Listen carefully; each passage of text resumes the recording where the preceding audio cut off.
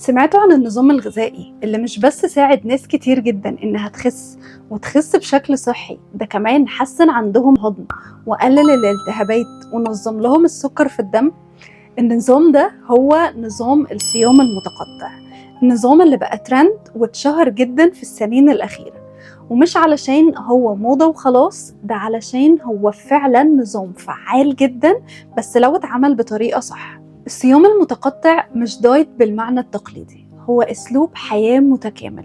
فكرة إن جسمك يبقى ليه وقت معين بياكل فيه ووقت تاني بيرتاح فيه من الأكل، ده بيدي فرصة للهضم إن هو يشتغل كويس، وبيحفز الجسم يدخل على مخازن الدهون ويبدأ يحرق منها.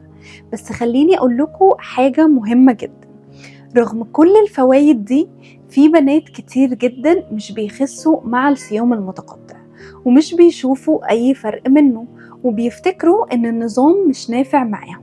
بس الحقيقة إنه لأ، المشكلة مش في الصيام المتقطع ولا فيكي أكيد طبعا، المشكلة في غلطات بتتعمل وبيقع فيها ناس كتير جدا من غير ما ياخدوا بالهم. علشان كده في فيديو النهاردة هقولك على أشهر 8 غلطات ناس كتير بتقع فيها في الصيام المتقطع وبتمنعهم من أي نتيجة، واللي ممكن تكون السبب الرئيسي في إن وزنك مش بيقل، بل بالعكس ده ممكن يثبت أو حتى يزيد كمان. فلو ناوية تاخدي الصيام المتقطع بجدية وتستفيدي منه صح، ركزي معايا للآخر، لأن كل نقطة هتفرق جدا جدا في النتيجة بتاعتك.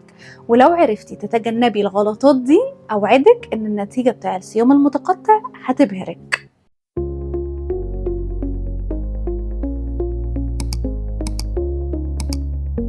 هلو للي أول مرة بيشوفني، أنا آية بلال، أخصائية تغذية علاجية.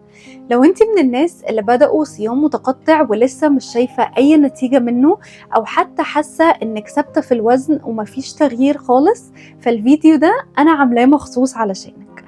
أول غلطة هي الفطار على سكريات ونشويات.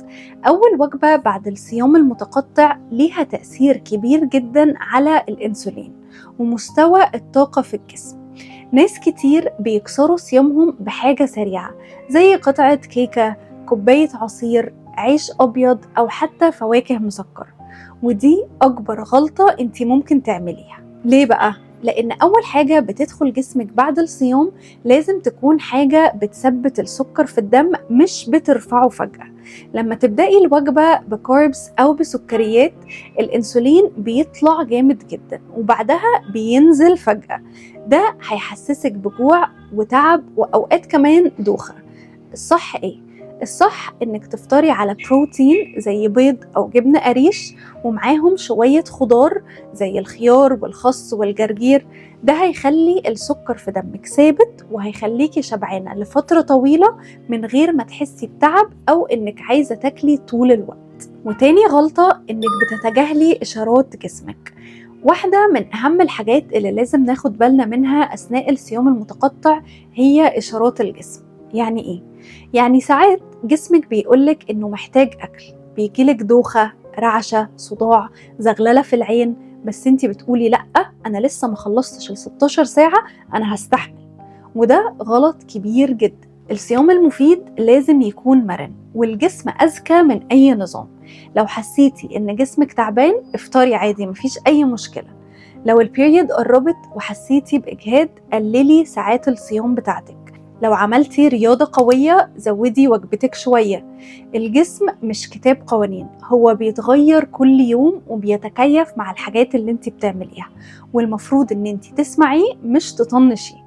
اللي بتسمع لجسمها وبتتعامل معاه صح بتوصل للنتيجة أسرع وأريح.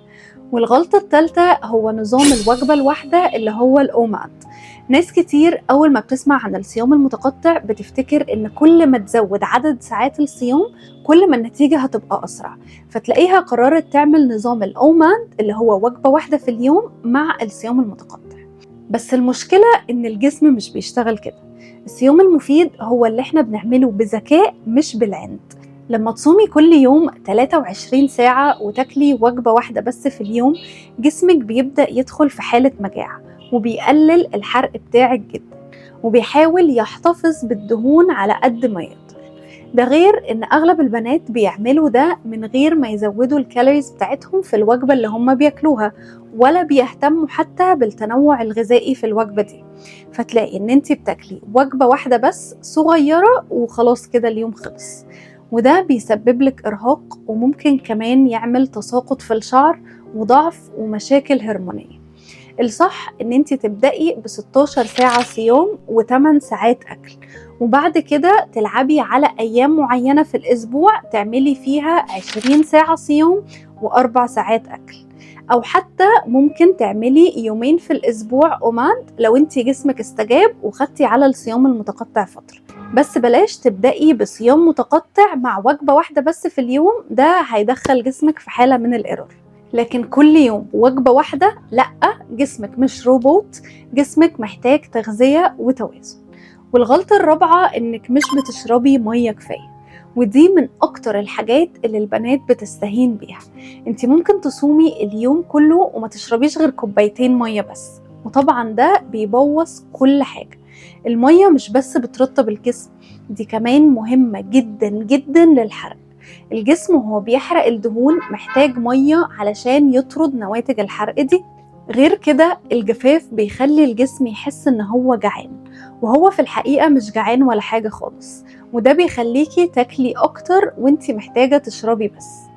اقولك على نصيحة، اول ما تصحي من النوم اشربي كوبايتين مية، وخلال فترة الاكل اشربي على الاقل 2 لتر مية. كل ما تزودي طبعا كل ما ده كان احسن. ولو مش بتحبي المية لوحدها كتير، ممكن تضيفي عليها شرايح ليمون او نعناع او خيار، هيفرقوا معاكي في الطعم جدا وهيشجعوكي ان انتي تشربي اكتر طول اليوم. والغلطة الخامسة ان انتي مش بتعملي اي رياضة خالص ولا حتى بتتحركي. الصيام المتقطع من غير رياضة بيساوي نتائج بطيئة جدا. انتي ممكن تخسي، بس هيكون فقدان في العضلات اكتر من الدهون. وعلشان تكوني رشيقة وتعملي شيب حلو وتباني اصغر وانشط، لازم تحافظي على عضلاتك. والرياضة مش شرط خالص انها تكون جيم بس، ممكن تتمشي نص ساعة في اليوم، او تعملي تمرينات مقاومة بسيطة في البيت بوزن جسمك، او تلعبي زومبا. المهم ان جسمك يتحرك. والرياضة على الريق أو في آخر ساعة من الصيام ليها تأثير سحري في تسريع الحرق في الجسم. والغلطة السادسة هي الصيام في أوقات التوتر والقلق وضغوط الحياة الزيادة. هقولك بصراحة، لو انتي في فترة توتر وقلق وضغط نفسي عالي جدا، سواء من الشغل أو البيت أو المشاكل، الصيام المتقطع ممكن يضغط جسمك أكتر. ليه بقى؟ لأن الصيام في الظروف دي بيزود من إفراز هرمون الكورتيزول اللي هو هرمون التوتر، وده بيخزن دهون أكتر. كمان ممكن يخليكي عصبية زيادة ومكتئبة، أو حتى يقلب معاكي بشراهة زيادة للأكل. طب إيه الحل؟ لما تحسي إن انتي مش متزنة نفسيا، خدي بريك من الصيام المتقطع وكلي بطريقة منظمة. بس اعملي تمارين تنفس، اتمشي في الشمس، خدي راحة، اسمعي قرآن أو موسيقى هادية، وروقي أعصابك كده. وقت ما تحسي إن انتي جاهزة، ارجعي للصيام تاني تدريجيا. والغلطة السابعة إنك بتقللي أكلك زيادة عن اللزوم. من كتر ما بنبقى متحمسين للنتيجة، ساعات بنقع في فخ إننا نقلل الأكل قوي، ونحسب كل حاجة بالسعرات، ونتخض من أي لقمة زيادة. يعني تلاقي واحدة عاملة صيام متقطع 18 ساعة، ولما تيجي تاكل طبق صغير جدا فيه شوية خس وبيضة مثلا، وتقولك كده تمام جدا علشان أنزل بسرعة. بس في الحقيقة إن ده بيبوظ الجسم تماما. لما تقللي أكلك قوي، الجسم بيحس بالخطر وبيبدأ يحافظ على الدهون وبيمسك فيها أكتر، وده بيدخل الجسم في حالة توفير طاقة، يعني الحرق بيقل. وبعد كام يوم هتبدأي تحسي إن انتي مرهقة ومش مركزة، وشعرك بدأ يقع، ونفسيتك بقت وحشة جدا. طب إيه الحل؟ الحل إنك تاخدي كفايتك في فترة الأكل، وما تقلليش الكالوريز بتاعتك زيادة عن اللزوم، وتركزي على الأكل الحقيقي الصحي، بروتين، خضار، دهون صحية، كارب في المعقول. الصيام مش معناه إنك تفضلي جعانة، هو معناه إنك تدي لجسمك راحة، مش إن انتي تحرميه تماما. وآخر غلطة إن مفيش تخطيط للأكل خالص. واحدة من أسباب الفشل في الصيام المتقطع إنك تدخلي في فترة الأكل وإنت ما عندكيش خطة، فتلاقي نفسك بتاكلي أي حاجة. طب الحل إيه؟ الحل إن إنت تخططي لوجباتك من قبلها بيوم. حطي في الفريزر الحاجات السريعة والصحية، خلي عندك دايما بيض وتونة وجبن وشوفان وخضار جاهز، وبلاش تبالغي في أول وجبة بتاكليها في اليوم. كلي ببطء وامضغي الأكل بتاعك كويس جدا، سيبي وقت كويس بين كل وجبة والتانية. الصيام المتقطع لو اتعمل صح النتيجة بتاعته هتبقى تحفة، لكن لو عملتي واحدة بس من الغلطات اللي فوق ممكن فعلا تبوظي في الدنيا. فلو حابة ان انتي تخسي وتحسي بخفة وتنوري من جوه ومن بره كمان، امشي على الخطوات دي وابدأي راجعي عاداتك تاني. وقوليلي في الكومنتس ايه اكتر غلطة من دول كنتي بتقعي فيها، وايه اكتر حاجة ناوية ان انتي تطبقيها من بعد الفيديو ده. وما تنسيش تعملي لايك للفيديو وشير كمان ليه مع اصحابك، وسبسكرايب للشانل علشان توصلك كل الفيديوهات الجديدة. واستنوني في فيديو جديد الاسبوع الجاي.